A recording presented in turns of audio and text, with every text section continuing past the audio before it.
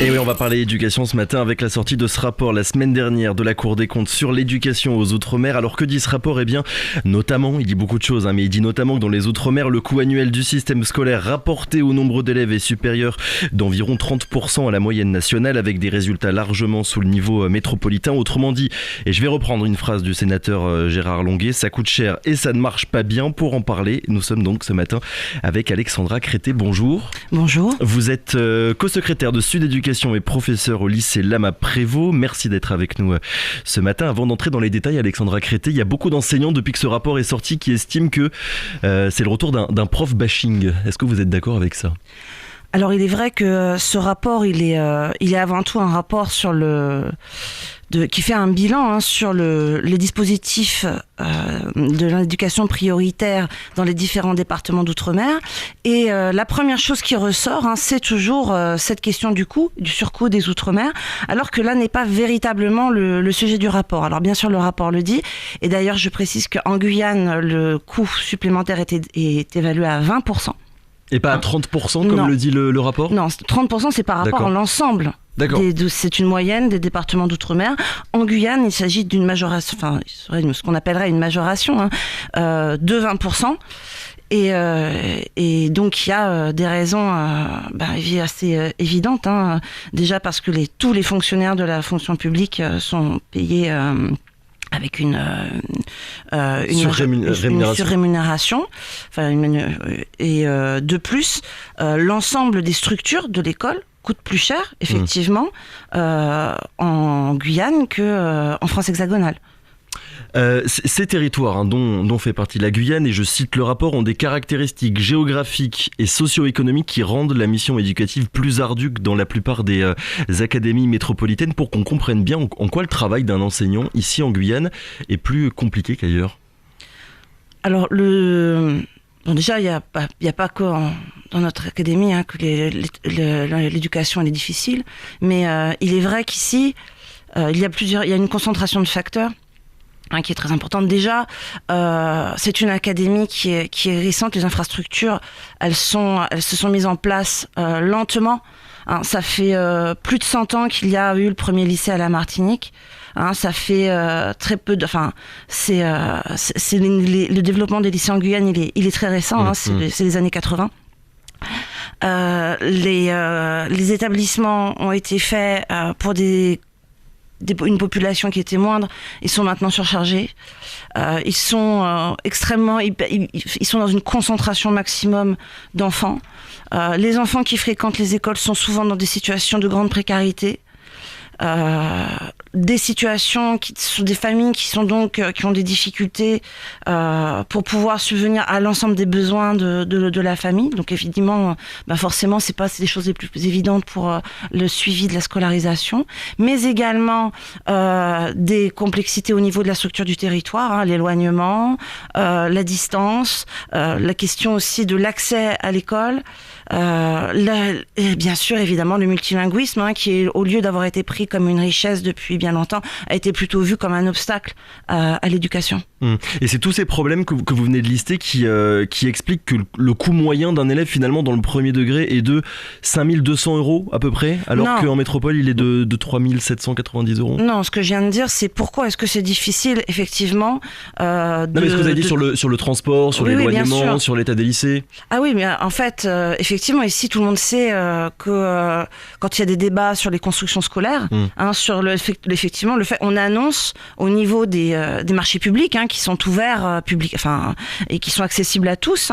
On voit bien que les coûts de construction des établissements scolaires sont plus proches du double de ceux qu'ils représentent dans des régions hexagonales, plutôt que de simples petites majorations. Donc effectivement, il y a de très gros coûts à la construction. Il y a évidemment la rémunération des fonctionnaires, mais ça c'est pour tous les services de l'État. Il y a les infrastructures qui sont à mettre en place et qui en plus parfois ne sont même pas toujours suffisantes pour que les enfants accèdent tous à l'école, notamment sur la question des transports. Et puis il faut se souvenir aussi qu'ici on n'a pas non plus une mise à disposition de la demi-pension qui est à l'échelle de celle de la France hexagonale, puisqu'il y a beaucoup d'endroits en Guyane où les enfants n'ont pas accès au repas et à la cantine. Donc ça veut dire vraiment, pour qu'on comprenne bien, que le coût élevé d'un élève guyanais par rapport à un élève métropolitain s'explique en grande partie par les infrastructures et par la construction. Quand on dit qu'un élève en Guyane coûte plus de 5 000 € par an à l'État français, en fait il y a beaucoup de frais qui font partie, qui sont pris en compte dans la construction des établissements scolaires. Oui, de l'ensemble de la gestion et de l'entretien des structures. Et bien sûr aussi la question des personnels. On va continuer, on a commencé à en parler, mais aussi on va continuer de parler un petit peu de chiffres. La Cour estime qu'un certifié ayant 5 ans d'ancienneté perçoit 49 000 € à Mayotte, 40 000 en Guyane, soit nettement plus qu'en métropole, puisque toujours selon la Cour, on se situerait autour de 27 000 €. Déjà, est-ce que vos chiffres sont les mêmes que ceux de la Cour des comptes ? Ce sont des chiffres officiels.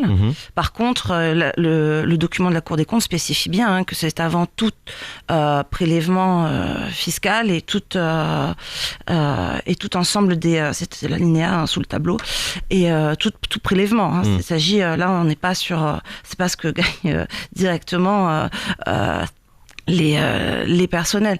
Après, oui, effectivement, ça fait des salaires qui sont jugés par l'ensemble de la population importants, mais qui sont, je le rappelle, des salaires qui sont équivalents à ce que gagnent la plupart des fonctionnaires de catégorie A dans la fonction publique, dans les autres ministères, déjà. Et puis, nous, c'est en ensemble, cette question des salaires, elle est stigmatisée là, maintenant, à travers ce rapport, mais ce n'est pas le but du rapport de mettre en question le salaire des fonctionnaires de l'État, puisque c'est une question générale. Après, c'est une question qui, si elle devient véritablement centrale, doit être vraiment prise plus largement. C'est-à-dire, qu'est-ce qu'on veut faire de l'argent public dans les services publics, et qu'est-ce qu'on veut construire avec cet argent. Là, évidemment, à ce moment-là, si on prend de façon plus large, on va entraîner une réflexion intéressante sur la question de la rémunération. Mais ça ne s'agit pas simplement de stigmatiser une partie de la fonction publique en disant que cette partie-là gagne plus, alors qu'en fait, elle est juste dans un régime global qui a été attribué par l'État et qui a été attribué pour un certain nombre de raisons, que reconnaît le rapport d'ailleurs, notamment sur la question de l'attractivité, puisque le rapport dit lui-même que l'institution n'arrive pas à rendre dans l'éducation le territoire attractif. Et que c'est ce qui fait aussi qu'il y a beaucoup d'enfants qui sont pénalisés parce qu'ils n'ont pas d'enseignants. Parce que c'est très compliqué de fournir un enseignant pour tous les enfants de Guyane. Non, là pour le coup vraiment, et je vous rassure, il n'y a pas de volonté de ma part de stigmatiser le corps enseignant, c'est simplement quand on voit les chiffres, il y a aussi il y a des questions qui se posent, et vous avez prononcé le mot d'attractivité. Vraiment, si on retire ces indemnités, il y a moins de professeurs qui viendraient en Guyane et il y aurait de plus en plus de postes vacants.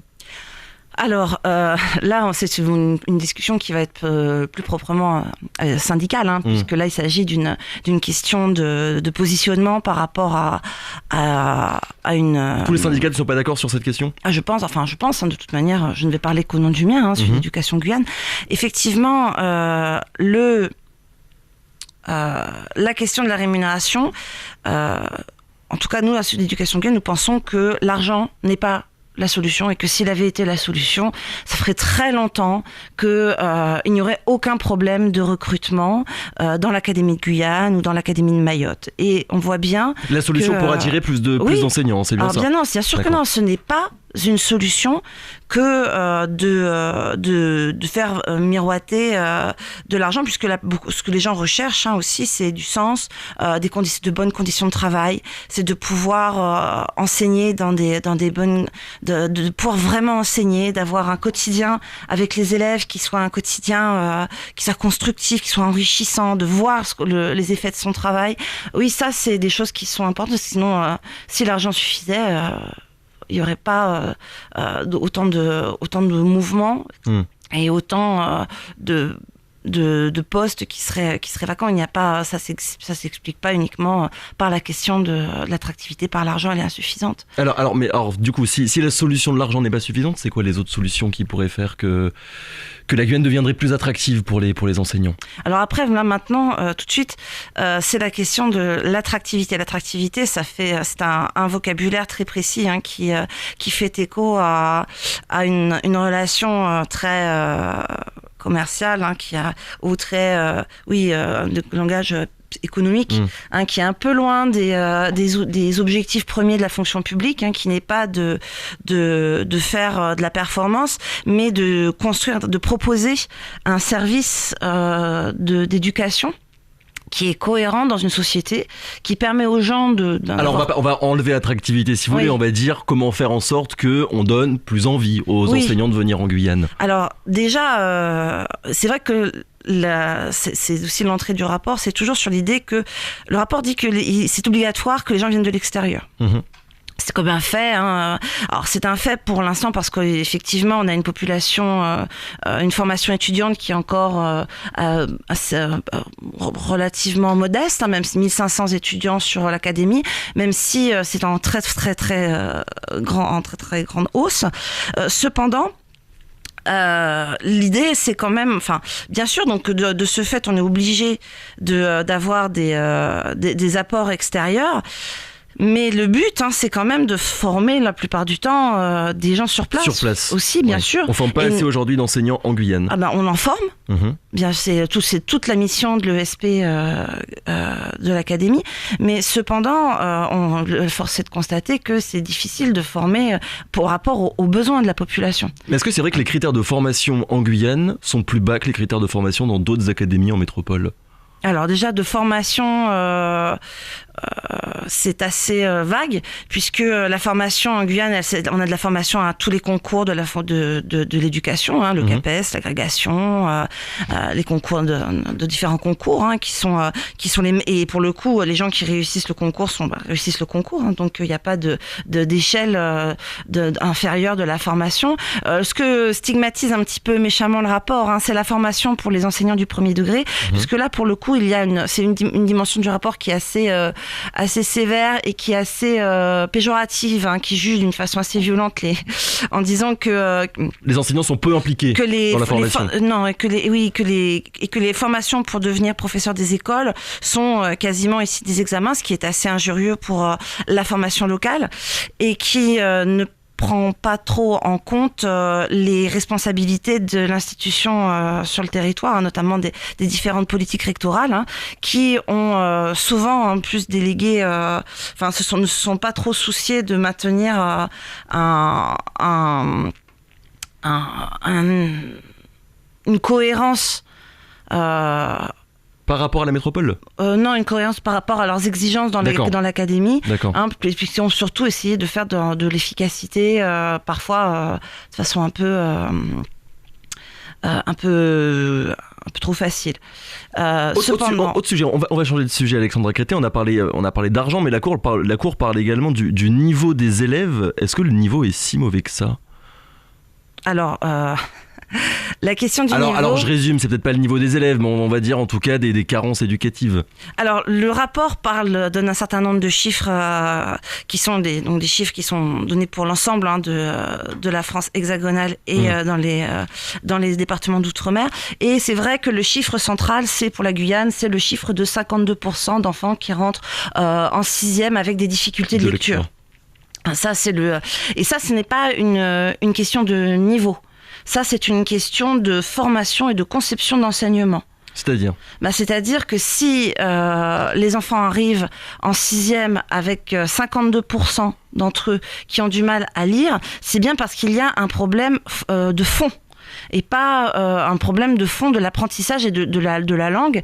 Et l'élément qui est mis en avant le plus, c'est la question du multilinguisme en Guyane et de la difficulté à faire entendre que le multilinguisme n'est pas un obstacle qui doit être détourné du revers de la main, mais que en fait c'est un appui pour pouvoir vraiment faire entrer les enfants dans l'apprentissage de la lecture. Donc en fait apprendre le français d'une manière différente de celle qu'il peut y avoir en métropole et se servir des langues qui sont pratiquées ici en Guyane pour que finalement le français devienne peu à peu une langue qui soit maîtrisée par les élèves. Oui, alors le rapport reste assez modeste, il ne s'engage pas trop loin dans cette voie-là, mais il le souligne de façon très forte en parlant d'études qui sont connues de beaucoup de chercheurs de sciences de l'éducation et des gens qui s'intéressent à cette question, de savoir qu'il faut s'appuyer sur les langues maternelles pour faire entrer l'enfant dans la lecture, ce qui est quelque chose qui a été assez mis à l'écart en France, ça c'est assez historique. Et donc le rapport parle de réflexion sur d'autres modèles, des modèles notamment plus américains, que ce soit l'Amérique du Nord ou l'Amérique du Sud, sur la question des rapports aux peuples autochtones et à ce qui est appelé en France donc les langues de France. Puisque c'est la nouvelle désignation qui inclut l'ensemble des langues qui sont parlées en Guyane. Donc, et je vais citer de mémoire le rapport, ne pas qu'est le modèle métropolitain à l'ensemble des Outre-mer et notamment à la Guyane. Oui, alors ça c'est une phrase qui revient de nombreuses fois dans le rapport et qui est à la fois qui est une phrase un peu politique, c'est-à-dire qu'on ne sait pas très bien comment la prendre, c'est-à-dire est-ce qu'il s'agit vraiment d'une réponse à différents appels locaux, puisque en 2017 sur le pôle éducation il y avait eu de nombreuses revendications, notamment pour construire une école qui soit spécifique, qui soit plus performante, plus adaptée, plus en relation avec la réalité des enfants en Guyane, mais en même temps on le sent bien dans le rapport, il y a aussi derrière peut-être une pression budgétaire qui là est loin des intentions d'adaptation au territoire local, et donc on est toujours dans la lecture de ce rapport entre des constats partagés, puisque de nombreux constats sont très intéressants et ils donnent une voix à certaines analyses qui ont été peut-être mises de côté depuis longtemps, mais en même temps, il appuie sur une question économique et dans le paysage actuel, on peut aussi être un peu méfiant par rapport à la question du financement des services publics, puisque effectivement on ne construira pas non plus une école de qualité pour les enfants de Guyane avec rien. Donc mais malgré tout, et comme vous l'avez dit il y a quelques minutes, ça n'est pas qu'une question de moyens. Non. En fait, tout se joue dès le primaire, dès le CP. Si les bases ne sont pas acquises dès le plus jeune âge, on aura beau mettre tous les moyens qu'on veut dans les collèges et dans les lycées, s'il y a un niveau trop faible des élèves qui arrivent en 6e ou qui arrivent en seconde, l'écart ne pourra pas être rattrapé.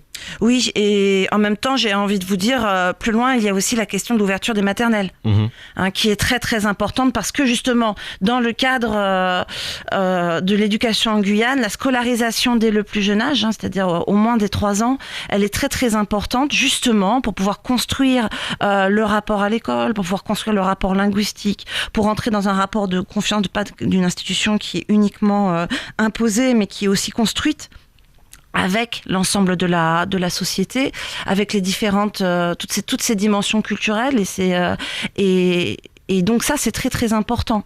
Il y a eu une mise en place de la maternelle tardive en Guyane et qui a été aussi beaucoup jouée dans ces problèmes d'entrée dans la lecture et de maintien dans la lecture. Et puis aussi la question de l'accès à la culture en Guyane, à la culture large, le livre, la question de l'accès au livre dans les écoles, dans les bibliothèques, le nombre de bibliothèques municipales, tout l'espace public qui peut être dédié à la lecture et à la dynamisation de la lecture avec les enfants. Donc ne pas regarder juste l'éducation dans les écoles, mais prendre en compte de manière un petit peu plus large toutes les composantes de l'éducation. Merci beaucoup Alexandra Crété d'avoir été notre invitée ce matin, on le rappelle. Vous êtes co-secrétaire du syndicat Sud Éducation et professeur au lycée Lama Prévost. Vous étiez avec nous pour parler de ce rapport sorti la semaine dernière de la Cour des comptes. Merci beaucoup. Radio Pays.